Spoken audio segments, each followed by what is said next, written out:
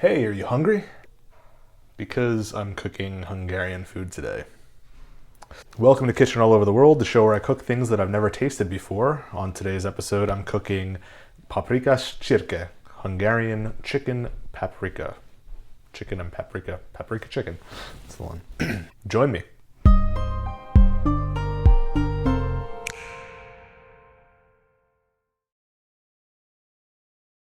So let's get started. A couple tablespoons of olive oil in a hot pan, or pot, whatever you want to call that. Vessel, metal. 1 large diced onion goes in. A few cloves of garlic. Got about 500 grams of chicken thighs here with the skin on and bones in, sliced into nice little strips. So let's brown it. Some paprika. Use Hungarian if you can find it. I don't know what the difference is and couldn't find it, so I'm using regular old sweet paprika. Let's add about a teaspoon of caraway seeds. These are, I think these are the ones you find in rye bread. That's what they look like. Got little zebra stripes on there. A little salt and pepper from my trusty double-ended mill. Let's get everything coated.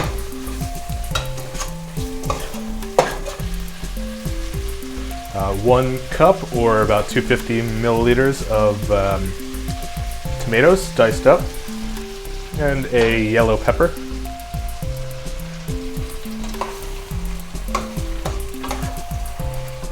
Let's let those peppers start to release their juices a little bit. Now let's add 2 cups of water, or about a half a liter. Actually, let's add 1 cup of water, or 250 milliliters. That is plenty. Now let's bring that to a boil. So I'm going to move this to the back burner now and bring it to a simmer without burning myself, because this thing is hot. Ow! Frig, that's hot. And I'm going to leave that for a simmer until the chicken's cooked through. I'm guessing it'll be about a half an hour, but who knows? I'll test it along the way. So while it's simmering away in the background, I'm going to make nokedli, which is the noodle that this kind of goes on top of. It's a very wet noodle that you just kind of free-form drop into a boiling pot of water. You'll see. It looks kind of strange to me, but we'll see how it turns out. So there's a cup of flour. To that, I'm going to add 1 egg. It's a plastic bowl. And 250 mils of water. Stir to incorporate. Break that egg yolk if you can catch it. Probably should have broken it first. Oops. Let's add a little bit of salt. Flavor things up a little bit.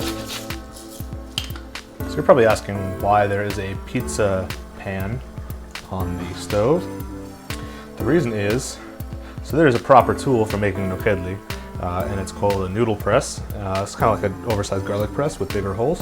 I don't have one of those, and I'm not going to buy it for, it's what some people call a unitasker. It does one job, and I will not be making that much nokedli in my life, so I decided this has holes, and it has a nice little rim around it, and it fits on top of here, so why not? And nice and slowly, spoon it on top of here, and let it fall through those holes into the boiling water. You can kind of press it through. And I have no idea what's going underneath there because I can't really see. I'm hoping it's turning into boiling noodles. I don't know. What do you guys think? I'll keep going. Why not? That actually looks not bad at all. Okay, and now I'm going to remove it and cool it under some water with my little spider tool and transfer it to a plate.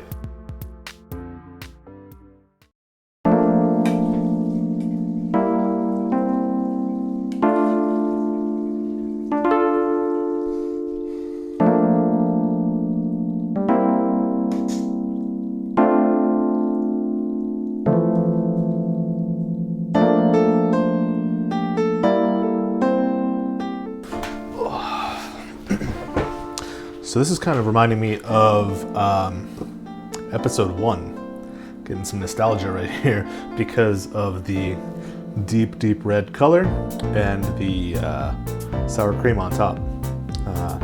So I don't know if there's some sort of cultural significance tie there, you know? I mean, both countries are close to the Balkans, I guess. I don't know, you tell me. Anyway, let's mix this up, get that sour cream all up in there.